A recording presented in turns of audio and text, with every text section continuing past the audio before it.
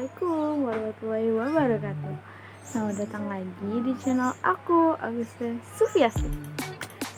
Jadi kali ini aku akan ngebahas materi tentang paragraf kreatif. Nah, mungkin dari kalian itu belum tahu apa itu paragraf kreatif. Jadi di sini aku akan membahas materi tersebut. Cek bisa. Nah, yang pertama itu kita akan ngebahas apa sih itu paragraf.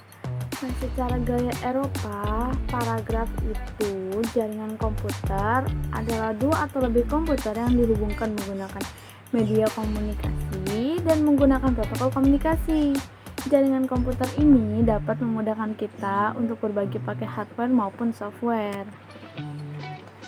Nah, di sini aku akan ngejelasin apa sih arti dari paragraf efektif itu sendiri. Nah, paragraf efektif ini sendiri merupakan paragraf yang di dalamnya terdapat pesan yang jelas. Paragraf yang efektif selalu mampu mengarahkan pembaca kemana arah pembicaraan topik utama. Keefektifan suatu paragraf dapat juga dilihat dari bentuk-bentuk kalimat efektif di dalamnya. Lanjut, itu ada ciri-ciri dari paragraf efektif. Yang pertama ada kesatuan atau unity, yang kedua ada hubungan atau koherensi, dan yang ketiga ada pengembangan yang cukup memadai dalam mengembangkan gagasan utama. Sekarang lanjut, bagaimana sih cara membuat paragraf menjadi lebih efektif? Nah, yang pertama kalian harus menentukan kalimat topik. Kenapa? Karena kalimat yang menjadi inti dari suatu bacaan ini yaitu kalimat topik. Nah, ini yang pertama. Nah, biasanya kalimat topik ini tersirat dalam judul bacaan yang kemudian akan dijabarkan dalam kalimat utama di awal paragraf. Lalu yang kedua, kalian harus menentukan kalimat penjelas, merupakan uraian mengenai kalimat yang berisi penjelasan atau rincian kalimat utama dalam suatu paragraf tersebut. Dan yang ketiga, itu kalian harus menentukan kalimat pengembang, kalimat yang menjelaskan lebih lanjut kalimat topik dalam mengembangkan paragraf tersebut. Dan yang terakhir atau yang keempat, kalian harus menentukan kalimat kesimpulan. Kenapa sih harus menentukan kesimpulan? Karena kesimpulan yang diambil dari sebuah paragraf atau merupakan inti dari paragraf itu tersebut.